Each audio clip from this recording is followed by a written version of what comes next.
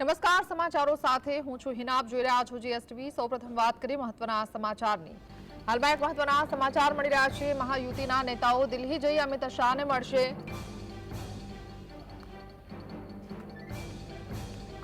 તો આવતીકાલે કેન્દ્રીય નિરીક્ષકો મુંબઈ આવશે. ભાજપ વિધાનમંડળના નેતાની ચૂંટણી તથા તમામ વિધાન સભ્યોને હાજર રહેવા આદેશ કરવામાં આવ્યો છે. તો અમિત શાહે મંત્રી બનવા મહાયુતિના વિધાન સભ્યોનું લોકસભા અને વિધાનસભાની ચૂંટણીમાં કેવું કામ કર્યું,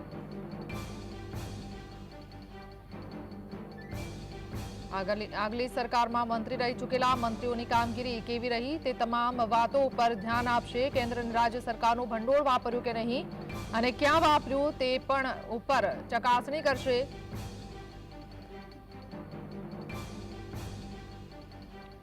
સંવાદદાતા સતીશ આપણી સાથે જોડાયા છે. સતીશ, શું જાણકારી મહારાષ્ટ્રની રાજનીતિને લઈને? મહાયુતિ સરકારના હવે જે છે શપથવિધિના પગલા સ્પષ્ટ થઈ રહ્યા છે. મુખ્યમંત્રી જે કાર્યવાહક એકનાથ શિંદે ગામ ગયા હતા તેઓ અહીં ગઈકાલે સાંજે આવી ગયા છે અને આજે બપોરે મળનારી મહાયુતિની બેઠકમાં તેઓ હાજરી પણ આપશે. ત્યારબાદ ત્રણેય નેતાઓ અહીંથી દિલ્હી જઈ અને કેન્દ્રીય ગૃહપ્રધાન અમિત શાહને મળશે, જ્યાં રાષ્ટ્રીય અધ્યક્ષ જેપી નડ્ડા પણ ઉપસ્થિત રહેશે. દરમિયાન મહાયુતિમાં મંત્રી બનવા માંગતા તમામ સભ્યોનું રિપોર્ટ કાર્ડ અમિત શાહે મંગાવ્યું છે. આ પહેલાની લોકસભા અને હાલની વિધાનસભાની ચૂંટણીમાં તેમણે કઈ રીતે કામગીરી કરી છે અને તે કેવી સફળ રહી હતી, તેમજ આગલી મહાયુતિ સરકારમાં મંત્રી રહી ચૂકેલા પ્રધાનોએ તે કઈ રીતે કામગીરી કરી છે અને તેમની કામગીરી તેમજ વિપક્ષના નેતાઓ સાથે તેમનું સંકલન કેવું હતું, તેમાં ભંડોળ ક્યાં વાપર્યું, તે સર્વેનો તાગ મેળવશે. આજની અમિત શાહની બેઠક ખૂબ જ દિલ્હીમાં મહત્વપૂર્ણ બની રહેશે, કારણ આવતીકાલે કેન્દ્રીય નિરીક્ષકો અહીં મુંબઈ આવવાના છે અને બીજેપીના તમામ નવા ચૂંટાયેલા ધારાસભ્યોને હાજર રહેવા આદેશ આપ્યો છે. જ્યાં બીજેપીના ગઢ નેતાની ચૂંટણી થશે અને બીજેપીના નેતાની પસંદગી થશે. અત્યાર સુધી ચર્ચાથી માહિતી મુજબ દેવેન્દ્ર ફડણવીસનું જ નામ નક્કી છે અને ત્યારબાદ પાંચમીએ જે સતીશ શિંદે તો એમ કહી રહ્યા છે કે જનતાના મનમાં તો હું જ સીએમ છું.